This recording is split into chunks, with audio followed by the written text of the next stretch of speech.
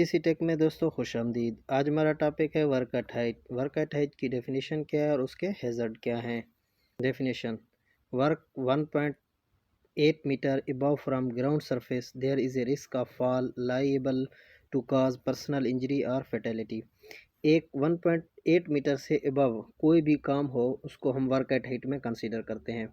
Work at height में कौन कौन से हैज़र्ड इन्वॉल्व हैं, चलिए ये देखते हैं। Fall from height, fall of materials or equipments, hitting loose materials, uneven ground, poor maintenance of tools and equipments, unprotected edges, weather condition, contact with overhead power lines, improper access or egress, poor training, poor supervision, poor lighting, ये सारी चीज़ें क्या है work at height के hazards में आ जाती हैं। अब आपको नेक्स्ट में एक वीडियो दिखाते हैं कि उस वीडियो में आप ये देखें कि वर्क जो हमारा वर्क एरिया है उसमें से कौन कौन से अनसेफ एक्टिविटीज़ होती हैं जिसकी वजह से वर्क एट हाइट में इंसिडेंट होते हैं।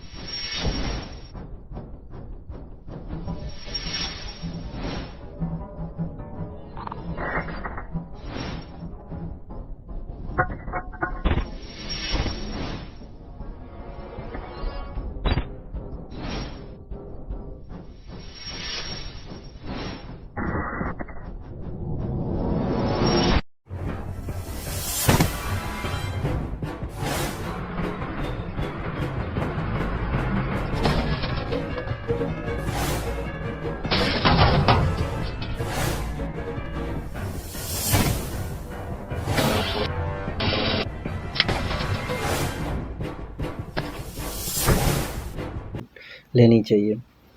पहली बात फर्स्ट क्या, वर्क एट हाइट अगर पॉसिबल हो तो उसको आप ग्राउंड लेवल पे करें एज़ पर पॉसिबल हो। तो अगर पॉसिबल नहीं है तो आपने वर्क एट हाइट पे काम करने से पहले आपने क्या करना है, आपने रिस्क असेसमेंट करनी है प्रॉपरली कि आप चुनी फॉल हैज़र्ड्स को प्रिवेंट करें कोई भी इंसिडेंट को।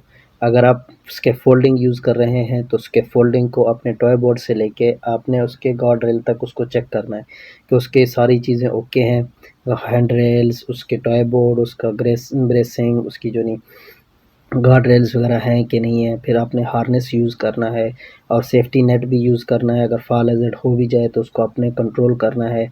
उसके बाद ये है कि कहीं पे क्या है कि आप अगर रूफ़ पे काम कर रहे हैं तो आपने रूफ़ पे काम कर रहे हैं तो आपने क्या फॉल रेस्ट सिस्टम वगैरह यूज़ करना चाहिए।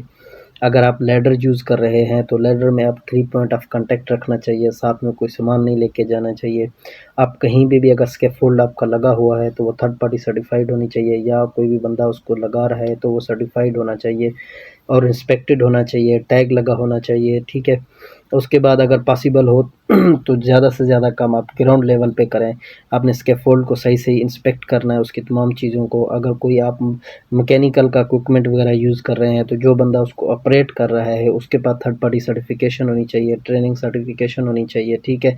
वो ऑपरेटर का sir third party training certification होनी चाहिए और जितनी उसकी कैपेसिटी की लिमिट है उसको देखना चाहिए। अगर कहीं पे आप उसको ऑपरेट कर रहे हैं तो उसकी ग्राउंड लेवल को भी देखना चाहिए कि ग्राउंड लेवल अप डाउन नहीं है, उसको चेक करना चाहिए। आपका जो सॉइल है, जो ज़मीन है, वो भी कहीं ज़्यादा अप डाउन की वजह से क्या होता है वो लोड को बेयर नहीं कर सकता।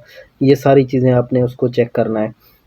उसके बाद आपने क्या करना है कि कोई भी काम हो, आप वर्क एट हाइट पे काम कर रहे हैं, आपने जो पावर लाइन है ओवरहेड पावर लाइन्स को देखना चाहिए कि वो 4 मीटर से डिस्टेंस से दूर होना चाहिए। और दूसरी बात है कि ये जो मोबाइल आप स्कैफोल्डिंग यूज़ करते हैं तो वो क्या करते हैं, बंदे ऊपर होते हैं तो उसी को वो मूव कराते हुए आगे लेके जा रहे होते हैं, वो कभी ऊपर नहीं देखते तो कहीं पे उसको चेक करना चाहिए। जब आप मटेरियल्स के लिए आप मटेरियल्स रखते हैं ऊपर तो आपके पास टॉय बोर्ड होना चाहिए। आपका जो टॉय बोर्ड लगा होना चाहिए कि मटेरियल्स फॉल ना करे।